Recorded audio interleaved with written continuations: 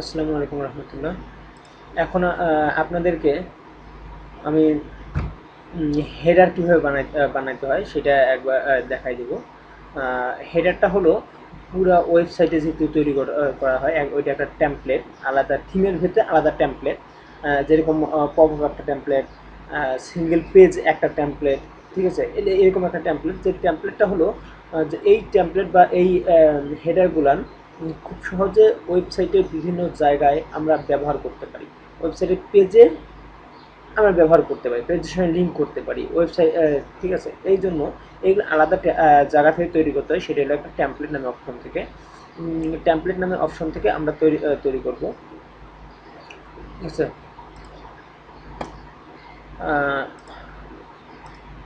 এই টেমপ্লেটে নামে গেলাম, নিউ টেমপ্লেটে যাওয়ার সাথে সাথে আমাদের কিছু অপশন আসবে, সেখানে হেডার ফুটার, তারপরে পপ আপ, যে অপশনগুলো আসবে দেখেন এখানে নিউ সিলেক্টে যাওয়ার পর দেখেন অনেকগুলো আছে, pop item, loop item, page, archive page, এগুলো আছে। আমাদের এখান থেকে যখন যেটা প্রয়োজন জায়গা ভেদে আমরা ওইটা নিয়ে কাজ করবো। তার মধ্যে এখন আমরা তৈরি করবো হেডার, যেহেতু হেডার আমাদের প্রয়োজন হেডার তৈরি করব। হেডার নাম দিলাম, যেহেতু আমার একটা এর আগে হেডার তৈরি করা আছে, তারপরে হেডার 2 দিলাম, ঠিক আছে।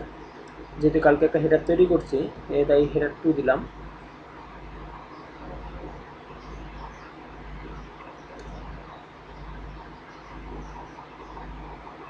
লোড নিচ্ছে, লোড নিক। তার মধ্যে এখন একটা দেখাই, সেটা হলো প্লাগইন। যে হেডার তৈরি করার জন্য যেহেতু আমরা এলিমেন্টর দিয়ে কাজ করতেছি, এলিমেন্টরের সঙ্গে এলিমেন্টর প্রো দিয়ে কাজ করতে হয়।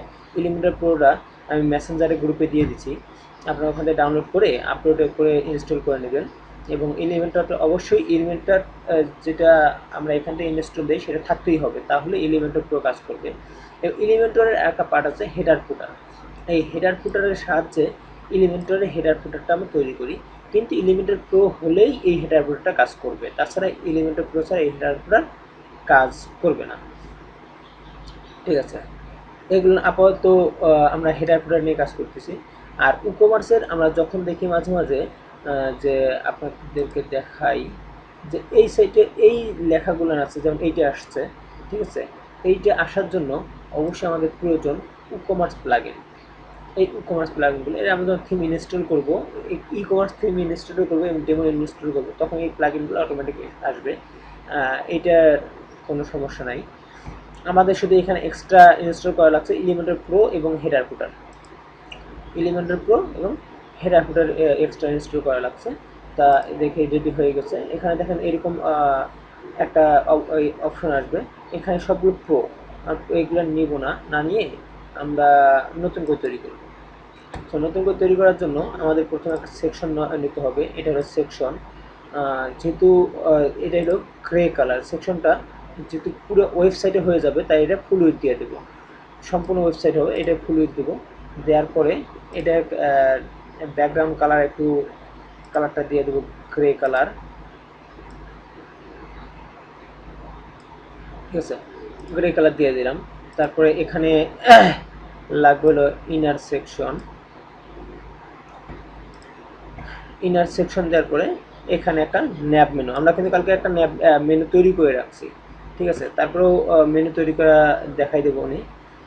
এখানে এটা হলো টপ, না, এখানে স্টোর নামে একটা মেনু তৈরি করা আছে ওদের, ঠিক আছে।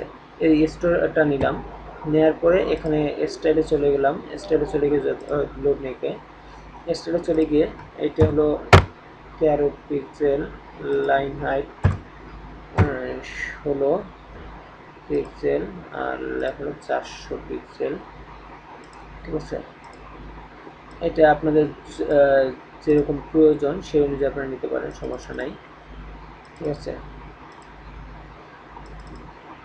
হরিজেন্টালি পেডিং, অর্থাৎ মাঝে যে পেডিংটা থাকে সেটা দেওয়া আছে এখানে।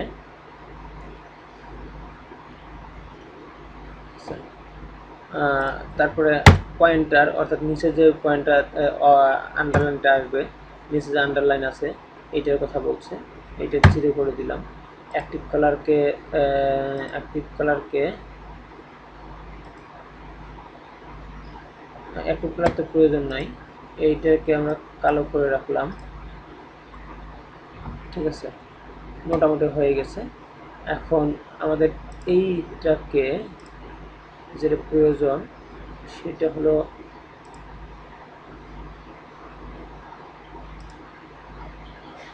এটা কলাম গ্যাপ নো গ্যাপ করে দিই, মানে যত নো করে চাপে আসবে। তারপরে লেআউট থেকে আমরা এখন সিলেক্ট করি, যেহেতু মাঝের ইনার সেকশনটা আমরা সিলেক্ট করতে পারছি, এটা নিচে চলে আসছে, যার কারণে ইনার সেকশনটাকে আমরা সিলেক্ট করে নিলাম। নেওয়ার পরে এটাকেও করে দিই, হরিজন্টালি সব কিছু মিডল করে দিই, তাহলে সবগুলো মিডলে চলে আসবে। এবং এই লেখাগুলো যেগুলো আছে এগুলো রাইট সাইড করে দিলাম। ঠিক আছে, এটা এখানে থাক, প্রয়োজন হলে দূর করে নেব। তারপরে এটা তৈরি হয়ে গেল। তারপর এখন তৈরি করব এইটা। এখানে গিয়ে সেম যেভাবে আমরা কাজ করছিলাম, তারপরে ইনার সেকশন নিব, সেকশনে নিয়ে এই ইনার সেকশন নিলাম। ইনার সেকশন আমাদের একটা বাটন ওইখানে লাগবে, ডুপ্লিকেট অপশন করে নিলাম আগেই। ঠিক আছে, তাহলে এইখানে যেহেতু একটা আসবে, এইখানে সাইড টাইটেলটা নিলাম। তারপরে সাইড টাইটেলটার স্টাইল করি, টেক্সট কালার ব্ল্যাক, হালকা ব্ল্যাক হবে, যাক দিলাম। আপনারা যেরকম প্রয়োজন ওইরকম নিতে পারেন। এটা দেব হলো 23, বা তারপরে এইটা 600, যেটা সেটা থাক। তারপরে এটাকে হরিজন্টালি মেডেল করে দিই, এর ভিতরে সবগুলো মেডেল হয়ে যাবে। তারপরে এখানে এই ন্যাব মেনু নিলাম, যেহেতু এখানে মেনু থাকবে, ন্যাব মেনু নিলাম। নেওয়ার পর ন্যাব মেনু আসতে এটা মেইন মেনুটা থাকবে। তারপর এখান থেকে ওইটা রেডি হোক, এখান থেকে আমরা একটা নেবো, সেটা হলো বাটন, তাই না? বাটনটা নেব, বাটন নিলাম। নেওয়ার পর বাটন আইকনটা আমরা সার্চ, সার্চ আইকন দিলাম। দেওয়ার পরে এইখানে দেখেন এর ব্যাকগ্রাউন্ডটা আমাদের থাকবে সাদা এবং আইকনটা হলো কালো, তাই তো? আমরা ব্যাকগ্রাউন্ডটা সাদা করার জন্য স্টাইলে চলে আসলাম। এই আইকন কালারটা দিলাম কালো, আর ব্যাকগ্রাউন্ডটা করে দিলাম সাদা। হবার কালারে ব্যাকগ্রাউন্ড হবে, হবার কালারে ব্যাকগ্রাউন্ডটা একটু লাল হবে,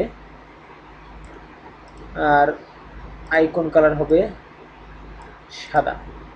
দেখেন হয়ে গেছে, কিন্তু এটা সম্পূর্ণ গোল হবে। গোল হলে বর্ডার রেডিয়াস আমরা ধরেন 25 করে দিলাম, কিন্তু এটা হয়নি, এটা 16 করে দিলাম, বেশি হয়ে গেছে, এটা 13 করে দিই। দেখেন আমাদের কাজগুলো হয়ে গেছে। এখন এর পজিশনটাকে রাইট করে দিলাম, সে রাইটে থাকবে সবসময়ের জন্য। আর এগুলো এখন এইটা মেনু নিয়ে কাজ করি। মেনু নিয়ে কাজ করার সময় মেনু এখন স্টাইল করতে হবে। হবার কালারটা করে দেব কালো,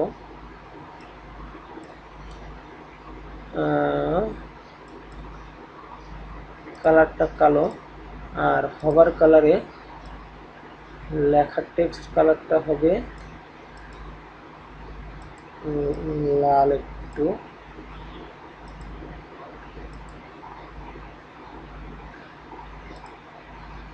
ঠিক আছে,